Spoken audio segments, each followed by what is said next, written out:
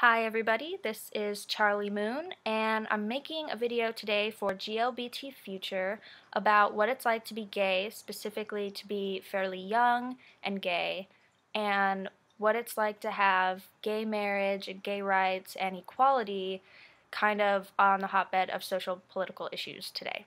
So we'll start with a little story. I live in Arizona now, but I grew up in Southern California.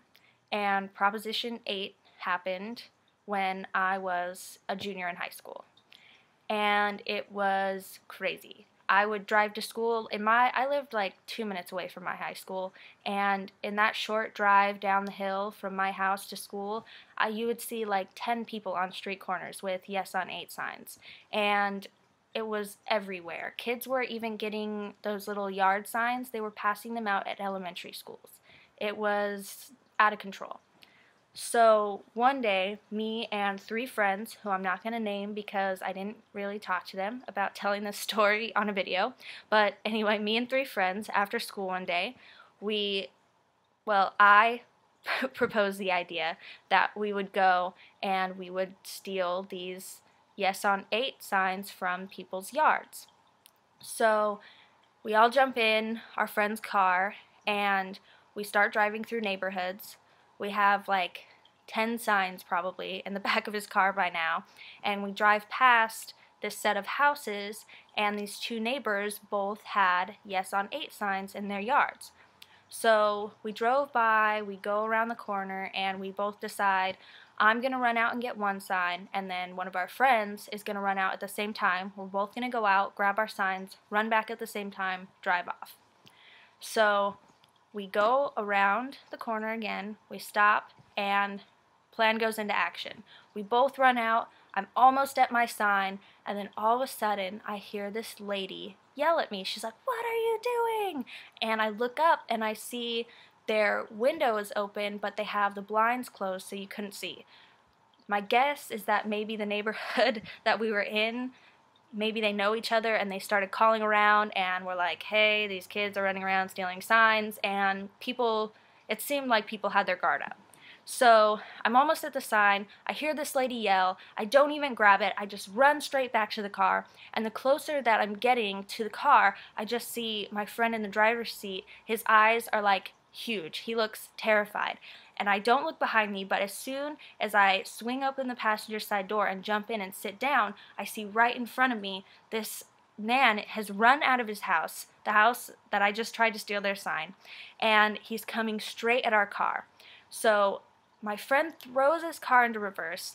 We start going down this residential street. He's going like 30 miles an hour. And they're not really wide streets. Like, there's cars parked on both sides, and it's not safe. Don't ever do this. But this guy is still chasing us like he's the Flash in disguise. He's chasing after us. He's kicking the front of the car. He's slapping the hood. He looks so angry, and we're in reverse, so we're just sitting there staring at him. I'm not even driving. I'm just looking at this guy thinking, oh my gosh, this is so terrifying. So finally, we get far enough away from him. He stops running, but he's still standing in the middle of the street looking angry, and my friend pulls the car around, backs it into this driveway way too fast. We like roll over a curb, and as we pull out of that driveway to start driving in a forward direction instead of reverse, my friend says, I think my car just went out, like I have no power. So we're rolling down the road. This guy is still watching us, and we are fingers crossed that he doesn't notice that our car has lost power, and we make it around the corner so he can't see us. So we get around this corner, my friend flies out of the car, throws open the hood, some plug spark thing that I don't know what it's called, but something had become detached. He just plugged it back in, jumps in, the car starts, we're all like huge sigh of relief, and we drive to Target to go and have a Slurpee and talk about how scary that was. So the point to this whole little story is, why did I steal those signs? I'm a junior in high school, I had just come out, and gay marriage is everywhere. We're talking about it in my English class, in my history class, in my math class. I remember having debates about it in my choir class. billboards, TV commercials, protesters, yard signs. It was everywhere.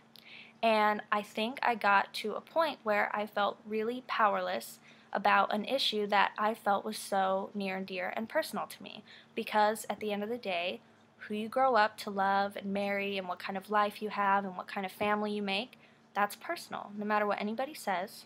But it's not personal, it's about policy. It's personal. So I did the only thing that I could think of to do. And in a lot of ways, it did make me feel better.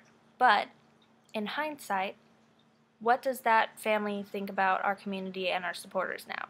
That we steal? That's not gonna help the idea or the stereotype that being gay means that you're not a moral, upstanding person.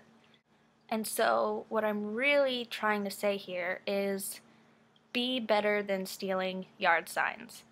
Go to school, get educated, be smarter, be stronger, and be more active than the people who are trying to put us down.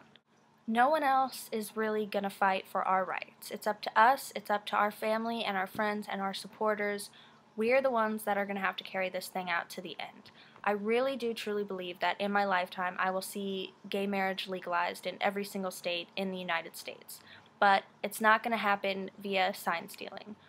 We need to be smart, we need to work hard, and I know that we can do it.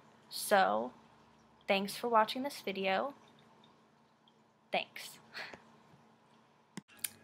Also, I'd like to give a little shout out to one Miss Katie. What's up? Thanks for making my coworkers think that I'm famous. It was cool, and it's awesome that we're friends on the internet now. It was great to meet you. Alright, bye guys.